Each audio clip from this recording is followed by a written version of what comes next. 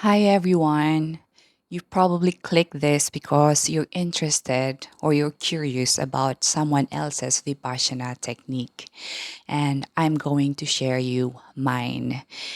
So before that, I'd like to give a context of who I am. I'm Dumai, and I'm an English teacher in Ho Chi Minh City. I'm a Filipino.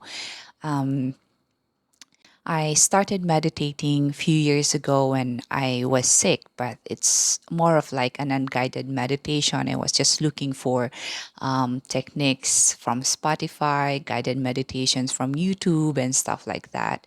And it did me a lot of good, so I wanted to take it seriously. And when I found that there's Vipassana in Ho Chi Minh, I I took the chance and I took the opportunity. Yes. So there are three main techniques that we get to learn in Vipassana. The first one is the breathing technique. The second one is the body scan. And the third one is metta, which is the loving kindness. And for the anapana technique, which is the breathing technique, that is what we did for 3 days. Anapana technique is when we notice our breathing, particularly at this three triangle area in our face, the base of our nose, top of our lips, and onto the top of our nose. So that's where we all notice the sensation.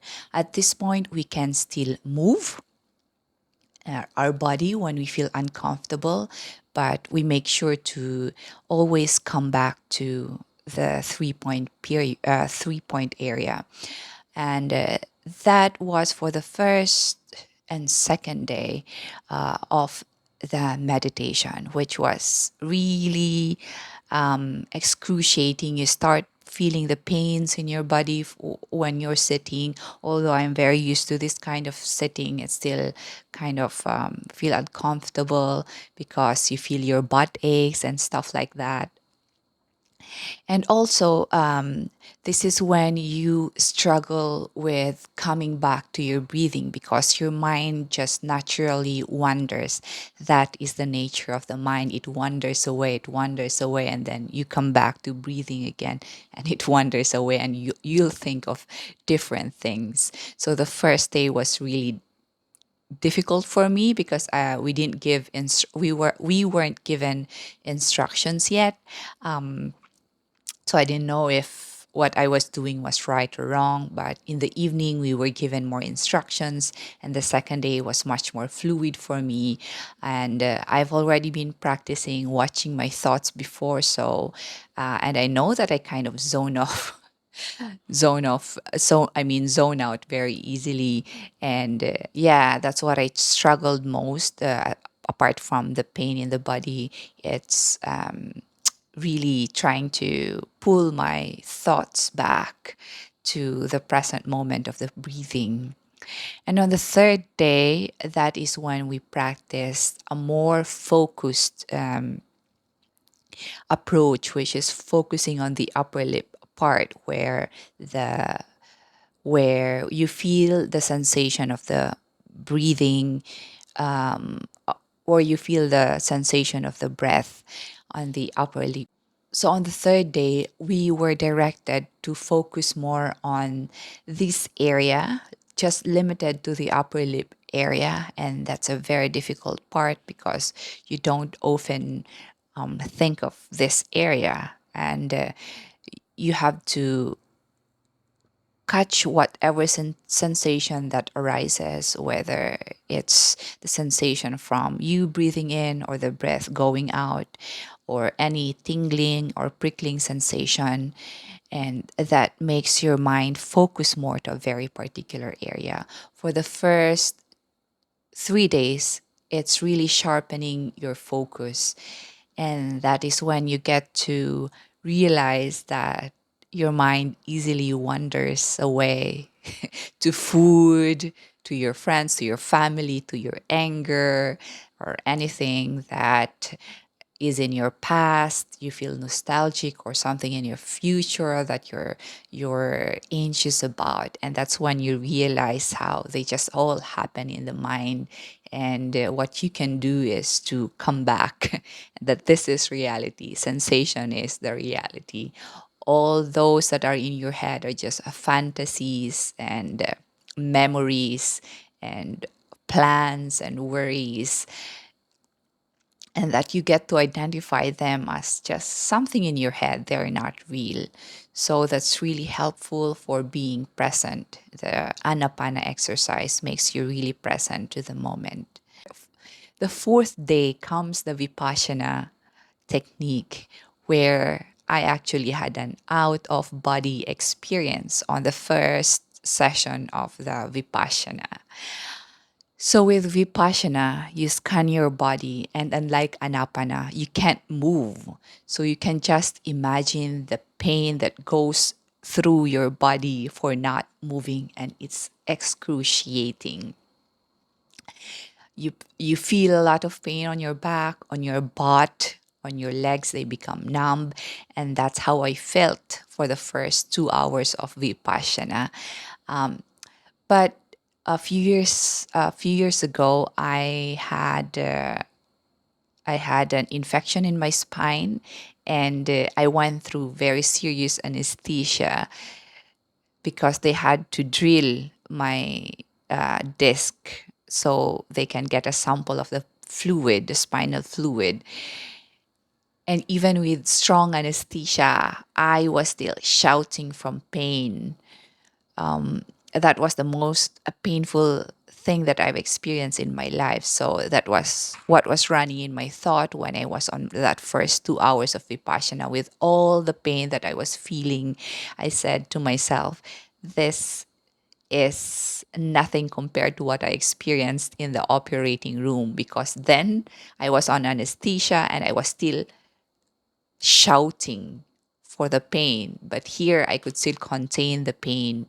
And so I just I just felt through the pain. And before the session ended, I felt like I was floating. The pain transformed into vibration, and I was looking at colorful mountains. And then when they turned on the light, I was seeing different faces of Buddha. So I was in a trance actually. And it was a very beautiful feeling. And yeah, it was such a shame that they had to ask me to leave the room, that the meditation is over and that I need to rest. So, yes, yeah, as a student, I had to follow orders, and I went on to go to rest. And no, I did not rest actually. I went outside and cried at that beautiful transcendental experience that I experienced on the fourth day. But also in my mind, is this it? Why did I experience it at a very fast pace in just 4 days? Should be gradual and things like that. So I went to ask the teacher. I shared my experience, and she mentioned the word equanimity. On the fourth day, the lesson is not yet about equanimity, and that's what they teach you on the fifth day forwards, that whatever comes in your body, whether it be pain, whether it be pleasurable sensations, it's going to change. Anika, anika. Everything is impermanent. And the state of mind you should be in is equanimity. You should be equanimous. You should not feel averse, or you should you should not feel averse to painful sensations, or not attached to pleasurable sensations. What you have to keep in mind is that these things change, which actually applies to the daily parts of life. So on the fifth day, I still had pains, and six and sevens were really pleasurable, I would say, sensations for me because I didn't struggle a lot on those days. I just felt a warm, soothing massage over my body, and I was actually worried about that I'm enjoying the pleasure too much. But yeah, I was watching myself. Oh, this is good, or something like that. And I also felt boredom. Like there's nothing new coming in. It's just this tingling sensations and like massage warm sensations on my muscles. So that was what I was feeling on the sixth and seventh day. And on the eighth day, we were taught to go deeper. So for the first 3 days, we were taught to focus here. And on the following days, just on the surface of our body. And that did a lot of things to me. On the eighth day, we were asked to have those sensations, those tingling sensations penetrate deeper on our body. And that is when I felt another layer of pain came out. I felt pain on my knees because I had an injury back then. And my legs, my left leg just was so excruciatingly painful for the eighth and ninth day. And unlike the previous days that I was able to stand not moving, I had to move my left leg to not torture myself because it was really, really painful. And so that was the eighth and ninth day, still dealing with pain. And I get to realize how pain and pleasure, they change on a deeper and more experiential level rather than on the intellectual processing of non-attachment. So it really rewires your brain, and it trains your brain to deal with difficult situations and be equanimous about it.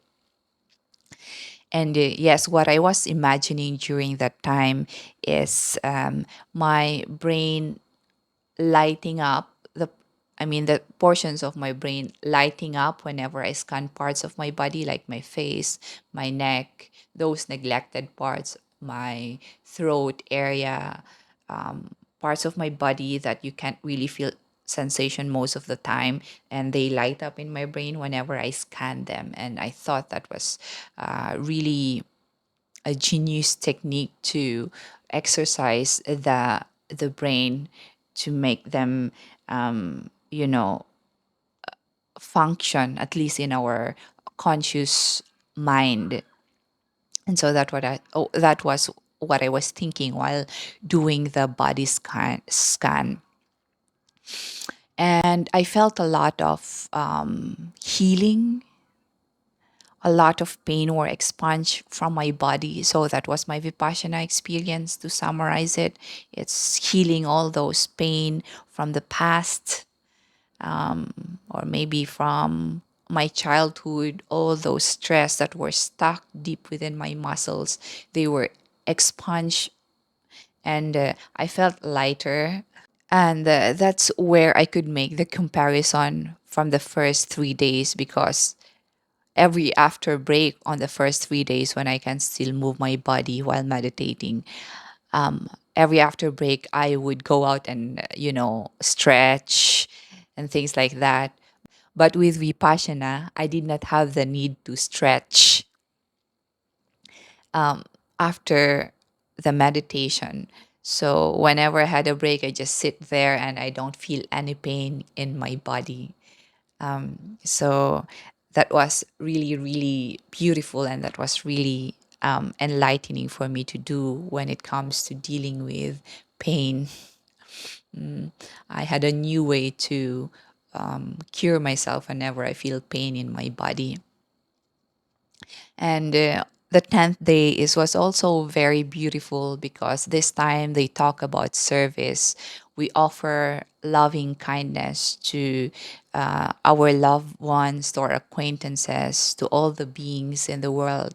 That whatever we found inside of us, on the past 9 days, the peace, the stillness that we found, we shared to the world, and that was very beautiful.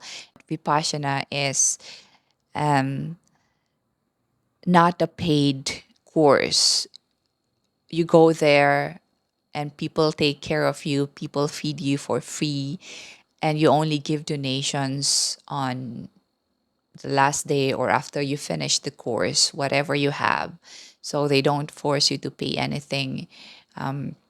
So, yes, I am committed to doing 2 hours of sitting every day, 2 hours of meditation, an hour in the morning and an hour in the evening. And I'm pretty sure it's going to bring me a lot of benefits. And also, I have to remind myself about this again, about thinking about the benefits of meditation. The core teaching of meditation or of Buddhism is to not be attached to anything. So I have to keep reminding myself of the benefits of meditation, like keeping your mind peaceful or still. Yes, it should be a way of life. It should be, oh, why am I saying it should be again?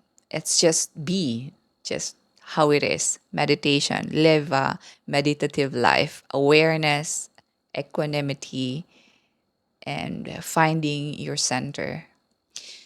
So I'll end my video here, and I hope to see you in the next Vipassana.